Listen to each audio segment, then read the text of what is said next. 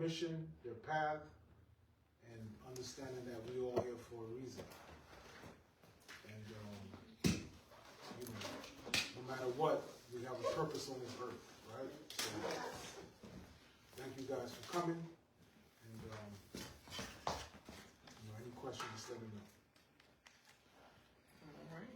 So I want to ask you, like, from when it started for you, when you were in New York, and individuals was failing to believe in you and your mission, and then you saw fit to come to Harrisburg. Can you share that from your transition from New York to Harrisburg? Well, I never really had a feeling to believe in my mission. Kind of, you know, I grew up there, right? So, Brooklyn boy, started off with a barbershop, and from that point on, I just started doing things in the community. But I was from the neighborhood. But, you know, I always had a essence to give back. What kind of changed for me is when I became involved with a nonprofit, and I understood the value of giving back. So coming here hasn't been a smooth transition, because, you know, a lot of people have their different views of things, and you're just trying to build really from scratch. So, you know, you got to find out what people like, what they dislike, but, you know, you just always got to be authentic to yourself, and understand that you know your mission and what it takes. So, you know, me and you talk very often about just staying on our mission, right? So I think through it all, we should all just stay on our mission. No doubt. One other question I want to ask you, in reflection of the work that you do, can you please tell the people about one individual in particular, one child, that you've seen and he told you and his family members told you the impact that you had on his life? Can you share that personal story? Yeah, I started out with this young man. He lived not too far from me. He was 14 at the time. You know, after the pandemic, most kids were learning online. So I was able to guide him a lot because he was doing online school, and then I would take him to jobs with me after that. So it was kind of like, when I was in high school, I had a co-op program where we worked, where we went to school and then worked. So I kind of reflected that and did that with some of the kids out here, because a lot of time they go to school, you know, virtually, but they're not really doing anything after that. And some of them only go to class the day they're supposed to. So, you know, I made sure I was on them about their grades and stuff. I made sure that they had to do that before they could work with me. But, you know, a lot of people don't talk about these kids and what they deal with. There's a poverty problem here, and we have to address that. We can't just say kids are acting bad, the kids are doing this. We have to address these problems of why they're doing certain things, and poverty is one of the things. Yes. So giving them opportunity to make money while doing something they like is something they're always going to be attracted to. So, you know, as I said, I started off with this young man at 14. He graduated last year from high school. So I got to see him graduate from high school after a 4-year program with me. So, you know, it's real exciting when you have a kid who's kind of grown with you and able to learn with you and see him graduate from high school. And, you know, and a lot of them don't have their parents around, or their fathers not around, so we're able to fill that void for some of these kids. Yes. And, you know, I was real excited. I think I had 2 kids graduate last year, and they were part of my program. So, you know, that's a blessing to see those things come out through fruition. And, you know, it's just exciting. Thank you. Does anybody else have any questions for him? Okay, thank you, bro. All right. Appreciate bro. Appreciate you. So, we have esteemed people that's on here, and there's a couple people in particular due to the weather and unfortunate cancellations. But I have a couple people on here that I'll put on the spot, and I know them personally and love them emphatically. So I'm not going to put you under the gun right now, but I'm putting you two under the gun. Brother Laos and Tiffany. You don't notice. You don't notice. All right. So we're going to go and we're going to let put down the guns. Miss Patricia introduce herself and let it be known what she's here for. Good evening, everybody. My name is Patricia. My organization is Put Down the Guns. My organization came about when my grandson was shot and killed on Emerald Street on December 26, 2021. He was shot multiple times. And with that being said, brought about my organization. My organization fights against gun violence and unsolved homicides. I also mentor at-risk youth, Schaffner, George Jr. I've been all over the place trying to get with kids and help them understand. What I'm about to read you, I wrote literally while I was driving at work, but I was allowing God to speak through me. So I'd like to say good evening, everyone. Thank you for giving me the opportunity to stand here tonight and speak the name of someone who means more to me than words could ever fully express, my grandson, Daquan. When people hear about tragedy, they often only hear about the worst moment in someone's life. But tonight, I am not here to speak about the worst moment. I'm here to speak about the life, the love, the light that my grandson brought into this world. Mm-hmm. The first thing that always comes to my mind when I think about Daquan is his smile. He had a big, beautiful smile that could change the atmosphere, the entire atmosphere of a room. It was the kind of smile that made everything feel a little better, the kind that reminded you that kindness and joy still existed in this world. But Daquan was more than a smile. He was a father of two beautiful sons. Kason was only 7 months old when they took his dad from him. 7 didn't make it here yet. He was on his way, but he didn't quite make it to meet his dad. And that's the hardest part about gun violence, when a father or a mother or a sibling is taken from their children too young. He loved those boys deeply, and they are a living reflection of him and the love he carried in his heart. He was also a son who was deeply loved by his mother and father. He was a brother who shared a bond with his sibling that only family can truly understand. I said I wasn't gonna cry. Yeah, it's all right. It's all right. It's all right. And he was a grandson who meant the world to his grandparents. Daquan was someone who cared deeply for others.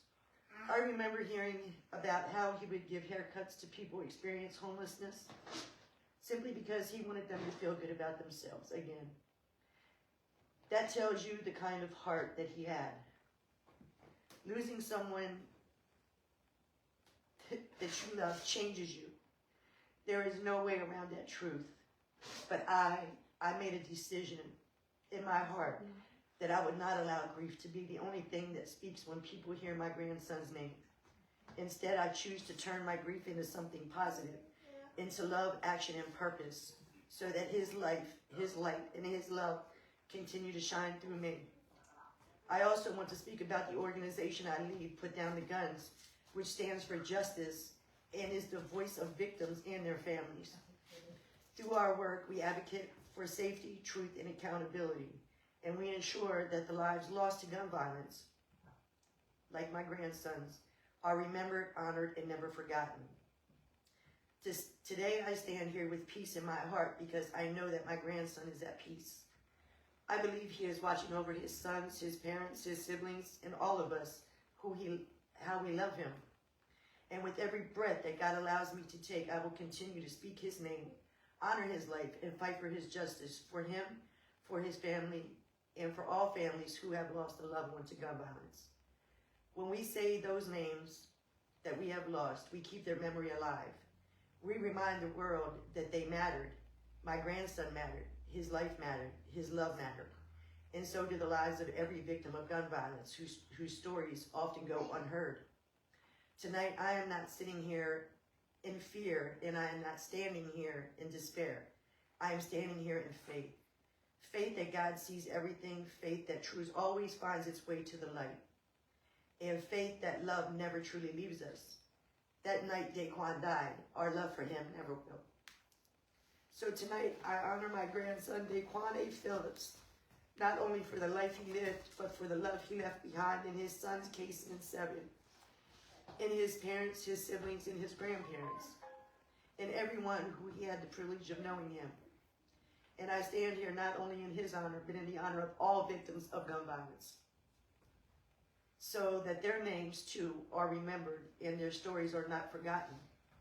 I promise that as long as God gives me strength, I will continue to speak his name, stand for his legacy, and work so that no family feels alone in their search for justice.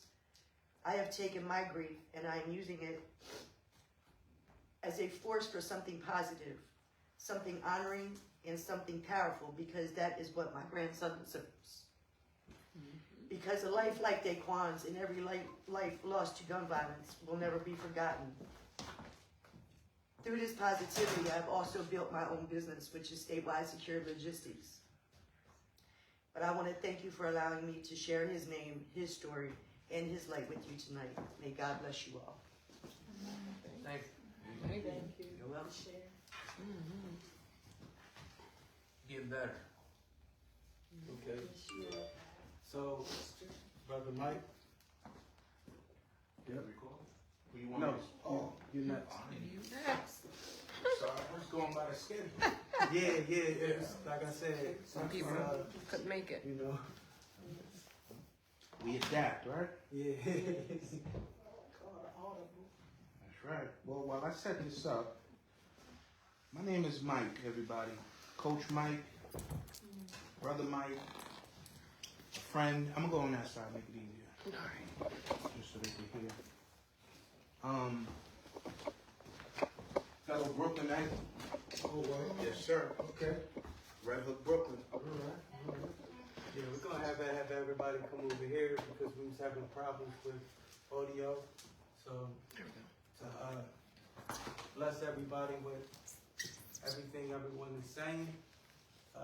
Can you raise your voice, project yourself, Speak and loud. let your truth be heard?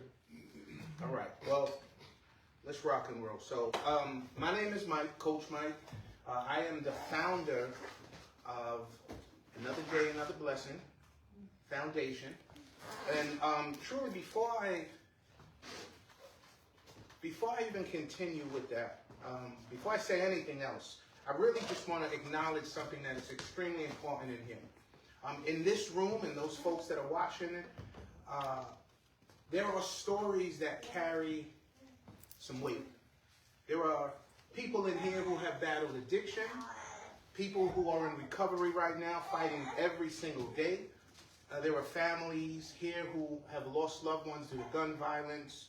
There are men and women who are rebuilding life after incarceration. And somewhere tonight, there are folks sitting in a prison cell wondering if life will ever change.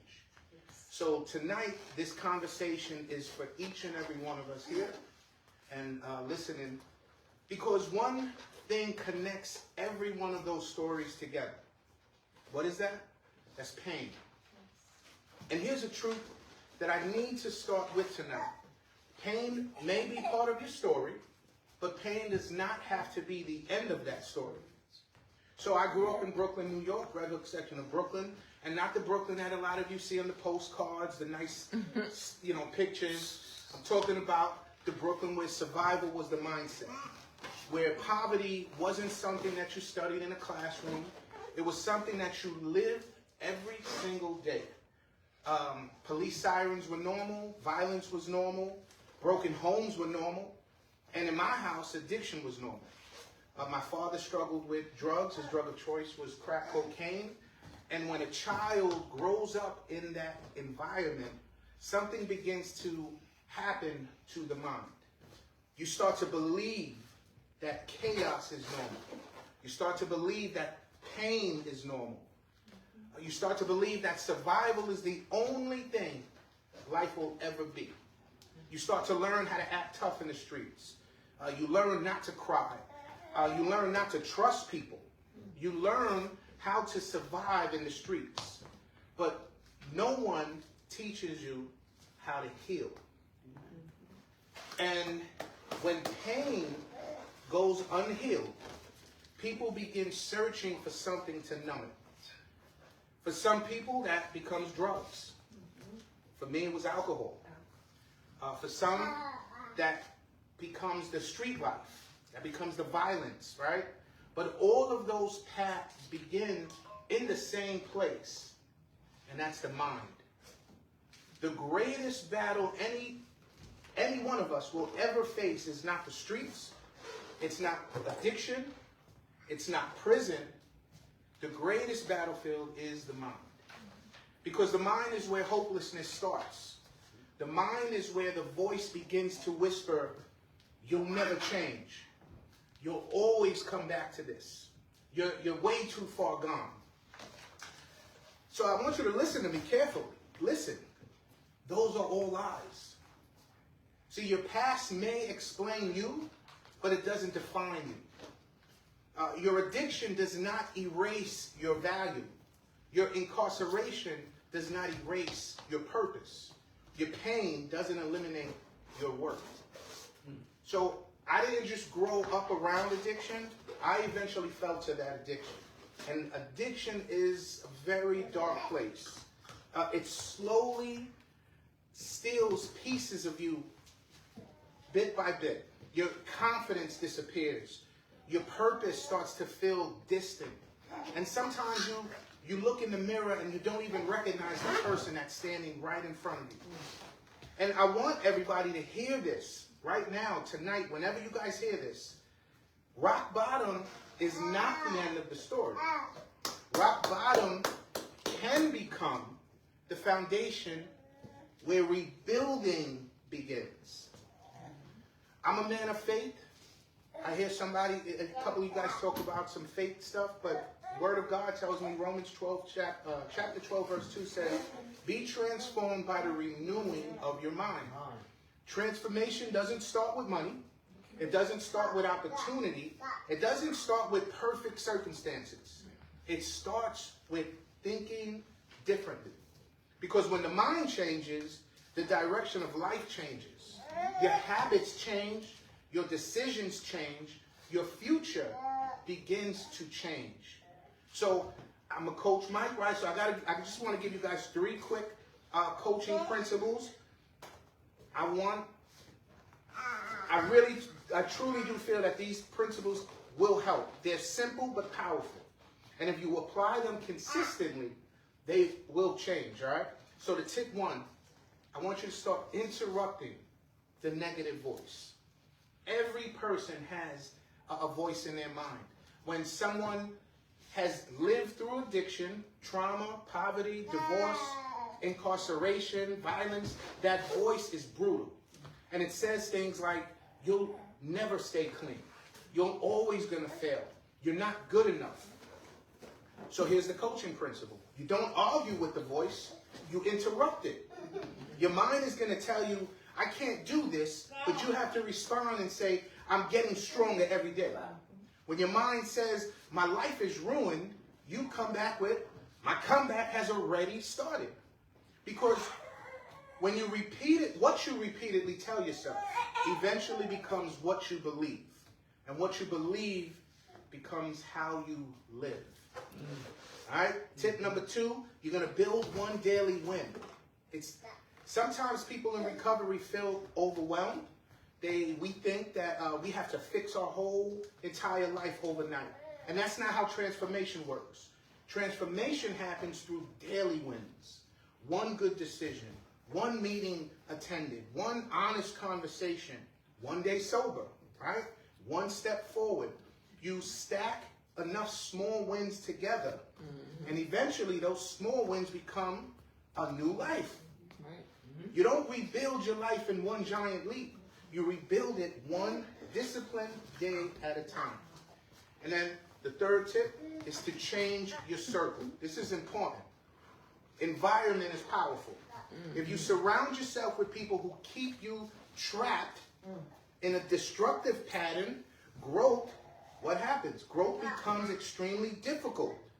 But when you surround yourself with people who believe in healing, like we're here today, people who believe in accountability, people who believe in purpose, your life begins to move in a total different direction. And this is where community multiplies strength. That's why recovery communities matter. Support systems matter. Mentorship matters. See, none of us were meant to fight these battles alone. All right? Now, speaking directly to a few of you, all of you actually, to the person that's fighting addiction right now, you ain't weak.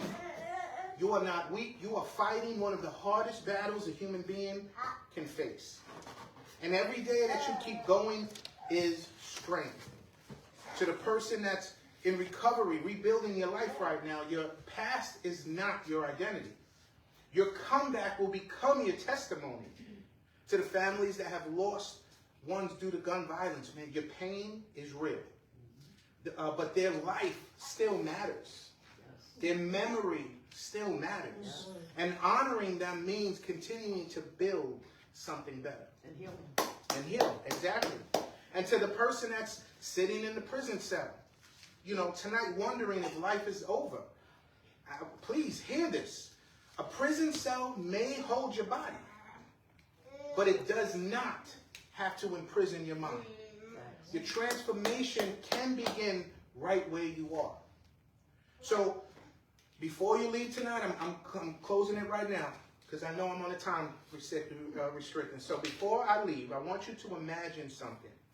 So everybody put your imagination caps on. Imagine a young boy growing up in Brooklyn. Poverty everywhere. Violence everywhere. A drug abusive father. A home filled with chaos. A neighborhood that tells him every day that survival is all life will ever be. Imagine that boy watching addiction destroy the lives around him. Imagine him believing maybe that this is all his life will ever become. Now imagine that same boy, years later, standing in front of a room just like this, talking about recovery, talking about redemption, talking about renewing of the mind, talking about hope.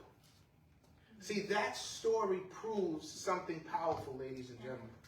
Your starting point does not determine your destination.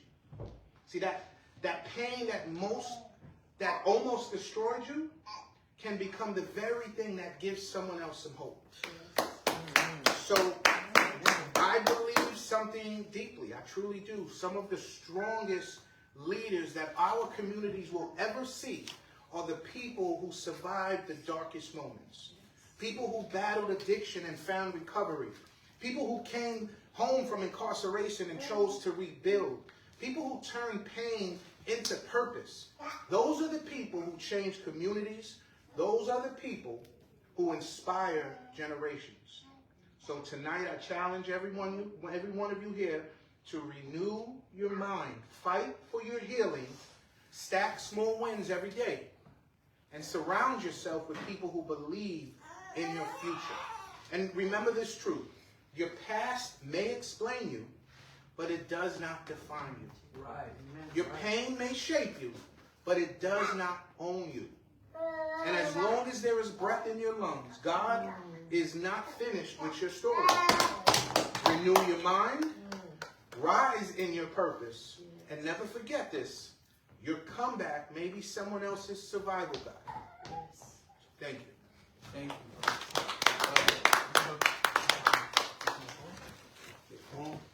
Hey Siri. Which one? Put on there. You said, hey Siri, and my watch lit up. One more. I'm sitting on the rocks about that. I wanted to ring out. Yeah, it's alright. So, with that segue, we're on live as well on Facebook, so I can't call. Keenan, you on point, bro?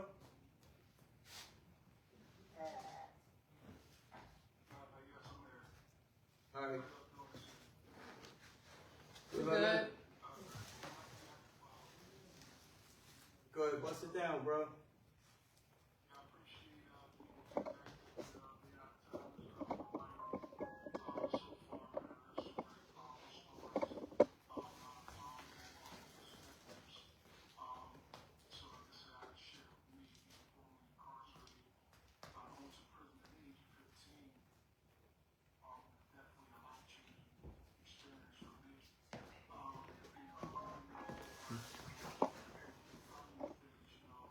It's on my laptop.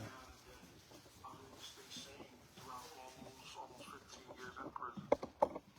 With that being said, actually this year, in October marks the 10th year that I've been home. I've been home since 2016, and I look back and say, wow, where's time has gone.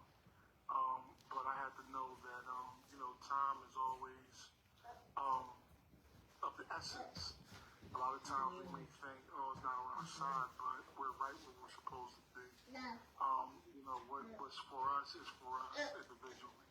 And like I said, I'm always on the move of helping, the community.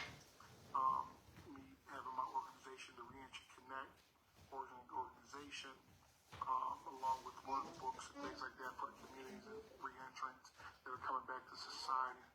And I know it's not easy to get back to such a work because, you have a world, especially when you're dealing with people that's coming out of prison or halfway houses or recovery houses. It's not easy because that type of work, you have to have a special heart for it. That's why I commend my brother Bayard Thomas for constantly striving, constantly, putting up the fight to give back, doing the things that he believes in with the love of life. I want to say, always keep going, keep striving, for what you believe in. It's not easy sometimes out here in the world because the world, it's a cold world, and a lot of times we all have things we go through. We all have our battles. A lot of times we may see people out here may look like they're winning, but they got so many things that's going on behind closed doors. So it's tough, being in this segment. But at the same time, as brother said before, accountability is huge. Accountability is huge. Opening up to new horizons is a big thing too, especially coming from a place of having trust issues, et cetera, et cetera. But going back to me being on the call, because I got to be brief because I actually have a call at 6 o'clock as well. Again, Thanks for reminding me. encouraging individuals that are listening, whether it be, again, whether it's on Facebook, Instagram, LinkedIn, whether they're in a halfway house, a jail cell, anywhere. Just constantly keep pushing forward, strive for perfection. No one's perfect. We're always going to fall short somewhere, but you got time to get back up again. As many people that wish they were in a predicament of being free, wish they were in a predicament of having a clear mind, having an understanding that, their life was going to get better, sooner or later. So, again, thanks for having me on here, Bayard Thomas. I appreciate that. I look forward to the future events. I believe this is the start of something that's going to be great. It's a passion to say, never despite, the days of the small beginnings. Because I'm telling you, like, you're faithful with little things, man, you'll be able to much. So, again, thanks again, and I appreciate you having me. Love you, bro. Let everybody know I'll be on there. You heard? All right. With that being said, we're going to open up. You know, Mike segued in, and that was intentional, to the incarceration factor of seeking redemption and accountability. So we have the Free Jimbo movement here, and we have the case of Roberto LeBoy. We have his family here, his mother, his fiance.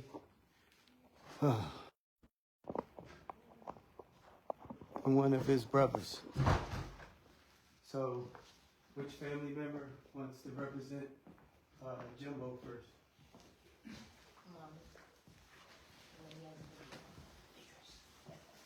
Yeah. Hello, everyone. I just thank God, right, for this opportunity, and thank you for everyone that is here. And my heart goes out, you know, to the testimonies that I heard here with the loss of her grandson and the other lady that was talking about that she lost her mom not too long ago. But my name is Judy LeBoy. I am Roberto LeBoy's Jimbo's mother. He's been incarcerated for 20 years now. And I am here as a voice along with his fiance and his friend Twist that is here for him. What I could say is that it's been hard. It's been a hard road. It hasn't been easy. But through my faith and just seeing all that he's accomplished in all these years in prison, it has given us strength. It has given us faith to continue. And just to see a smile on his face and just his attitude and just the way that he carries himself, even though he's been in there for so many years. It kind of, you know, like, it makes us feel, you know, it gives us the strength, you know, to continue to fight for him. He has achieved and accomplished so many things while he's been incarcerated. He's been in the dog program. He's gotten his GED. He has tried to get into all the programs that the prison offers. And I think that that's a good thing and a good sign. Being in all these years that he's been in there, he has tried to do the best that he can because he wants to change his life. He wants to become a different person. And also, I believe that one day when he gets out of there, he'll be a testimony to a lot of youth out here. So they won't have to walk in that road which he did. And I believe that that's going to happen. I believe that will come true for him. It's something that I know that he wants to do. Roberto has grown up in the things of the Lord. He has grown up in church practically all his life. Things happen in this world, as we all know. He finds himself in the situation that he finds himself now. But he has grown. He has grown a lot spiritually. He has built up his faith. And just in the beginning, they wanted it to give my son the death penalty. And it took 5 years just for them to take him to trial. And I remember just at work and just coming out of work and having my lunch and looking towards the newspaper, and there goes his face, and there goes death penalty, and I'm like, oh my God. But I am a Christian, and through my faith and my church, we have prayed and really seeked God for this, and we know that God is above all things, and there's nothing impossible that he can't do. There's nothing impossible that God can't do. And the death penalty was taken off the table, thank God for that. But I know that one day I will see him out here. I know that one day it's my belief, and there's no one that could take that away from me. I have no doubt in my heart that that's going to happen. But we are here as a voice for him. And we're just hoping that other people would know who Roberto LaBoy is and why he should have a second chance, you know, to be let out of prison. His life has changed. Not so many people that go into prison want to change their lives or change their lives. But for what that I could see in my son, he really has turned his life around in there. And I think that he's ready to come home and build what God has put in his heart to do for others when he comes out. And up to here, thank you for listening. Before you leave, Yes. can you tell them about the petition? Okay. We also have his petition, and we have papers here to get signatures for him. We've been doing this for, I think, over a year now. 4 years. How long? 4 years. Look at that. Trying to get signatures, and before everyone leaves, if you could please just sign it. It's just Bear, and it's funny because Brother Bear here, right before he was getting ready to get released from prison, he met up with my son in prison. And it was like, I think the day before he was gonna get ready to come home, Bear was getting ready to come home. They actually came across each other's path. And Bear had gave him a word that he was gonna stand by him and he was gonna help him. And I thank him for doing that all these years. And there's my son's pictures and his petition and the signatures. And thank you for this time. Thank you.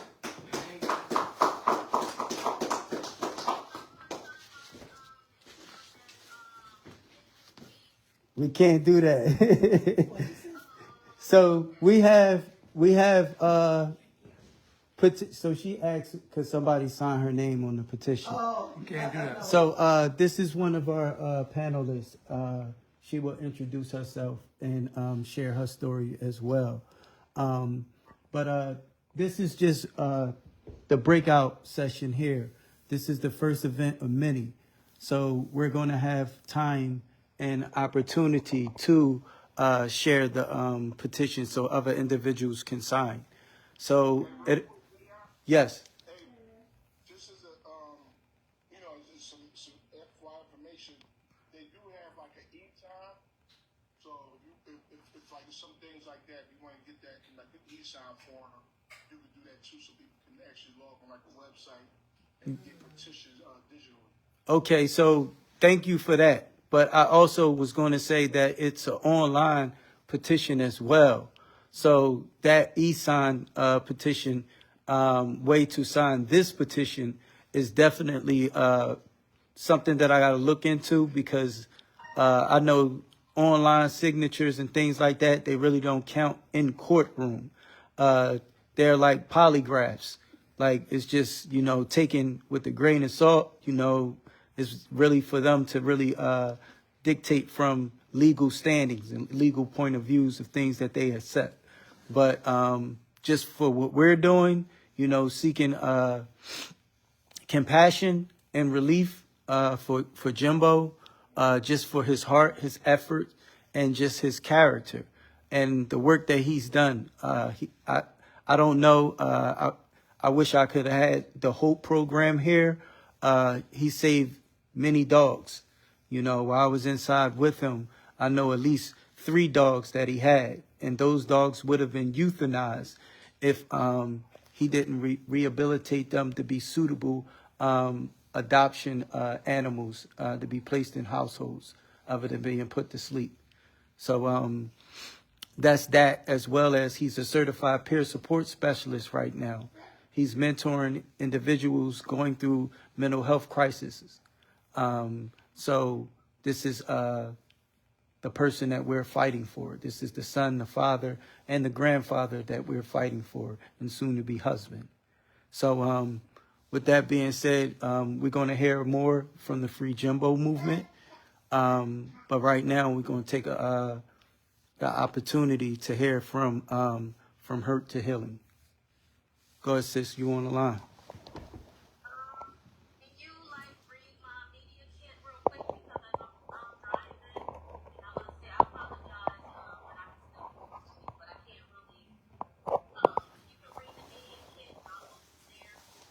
All right, hold on.